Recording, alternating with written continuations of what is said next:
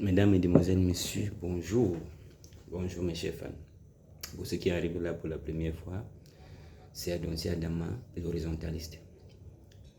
Je suis là pour vous parler des thèmes de toute variété. Que ce soit ce qui concerne les plantes, les semences, l'agriculture. Bon, je ne suis pas un expert dans tout, mais je suis juste un observateur averti. Avant de faire une vidéo, j'essaye de prendre un peu de temps pour étudier, observer et voir ce qu'il y a lieu de partager, bien de vous communiquer. Alors, comme vous avez vu tantôt, j'essaye de faire tous les matins de prendre mon thé naturel à base des herbes naturelles.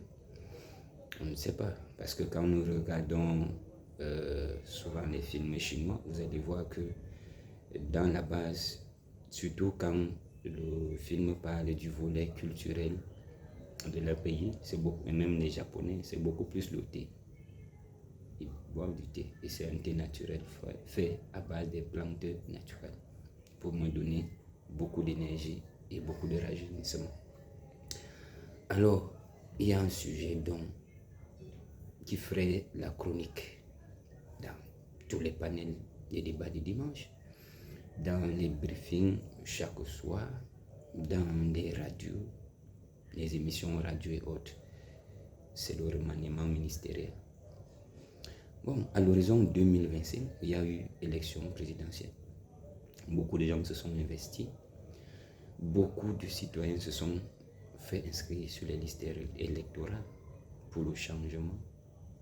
Bon, chacun sait ce qu'il entend par changement.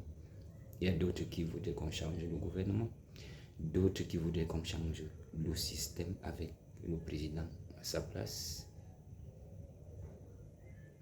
avec le président actuel, puisqu'il a déjà fait 43 ans au pouvoir. Bon, maintenant, chacun a son sens du changement.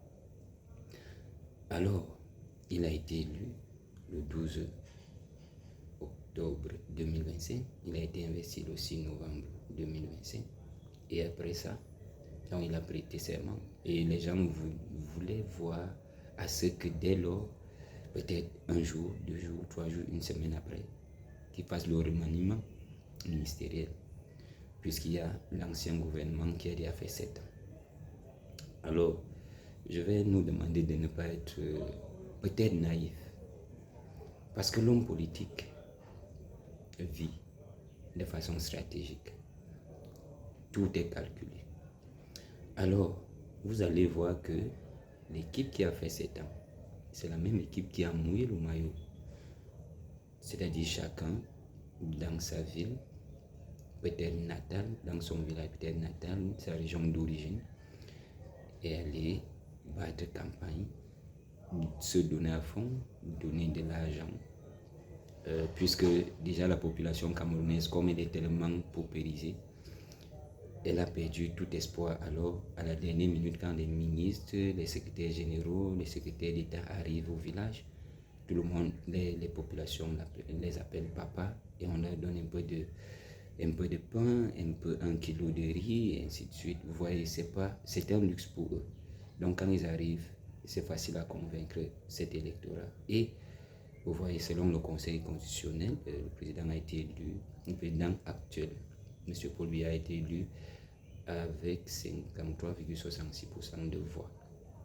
Alors, il est donc consacré président. Mais beaucoup de gens voudraient que M. Paul Biya fasse le remaniement. Oui, on sait qu'il y a beaucoup de vide, entre guillemets, c'est nous qui voyons le vide. Mais lui, si jusque-là il n'a pas fait refaire le remaniement, ça veut dire que il y a autre chose qui est au-dessus. Puisque après l'élection, la même équipe gouvernementale s'est battue aux élections régionales. Et le RDPC est sorti vainqueur avec les mêmes depuis au moins 7 ans. Maintenant, il y a les nouvelles élections qui arrivent parce que le corps électoral pourrait peut-être être convoqué le 9 février. Alors, comment voudrez-vous qu'un phénix de la politique puisse tomber dans, moi je vais dire, aussi bas? Il ne peut pas. Puisque c'est la même équipe qui a mouillé le maillot à l'élection présidentielle, c'est la même équipe qui a mouillé le maillot aux élections locales, c'est-à-dire les conseillers. C'est la même équipe qui doit faire le même travail pour M. Paul Biya, pour que le RDPC ait toujours cette majorité que tout le monde connaît. Alors, il ne peut pas faire, pour moi, cette erreur-là, parce que ça peut glisser. Vous connaissez, il y a des ministres qui ont déjà fait au moins 7 ans au même endroit. Imaginez ceux qui ont déjà fait 15, 20 ans et plus.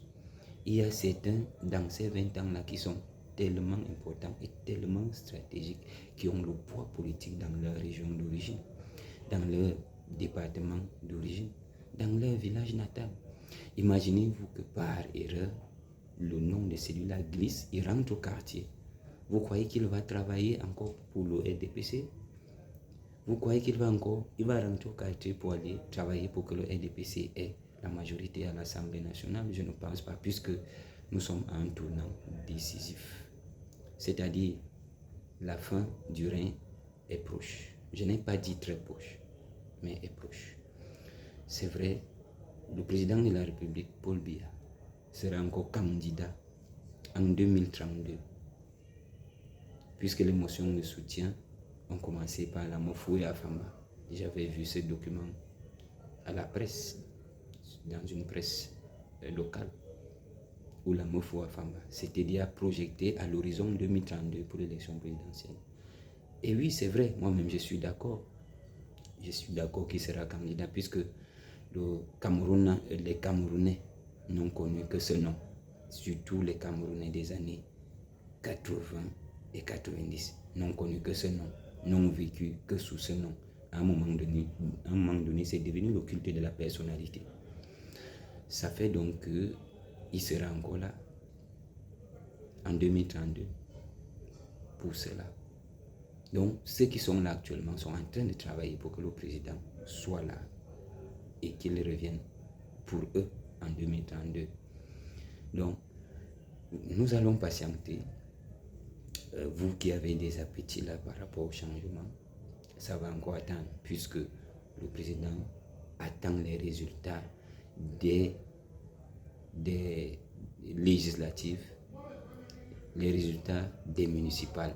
Alors là, quand c'est déjà fait, il ne pourra plus avoir la pression de certains ministres, de certains hauts cadres du parti, puisque après l'élection, après les résultats, le RDPC, le président de la République, le président national du RDPC saura déjà combien de députés il aura à l'Assemblée nationale, combien de mairies il aura engrangé.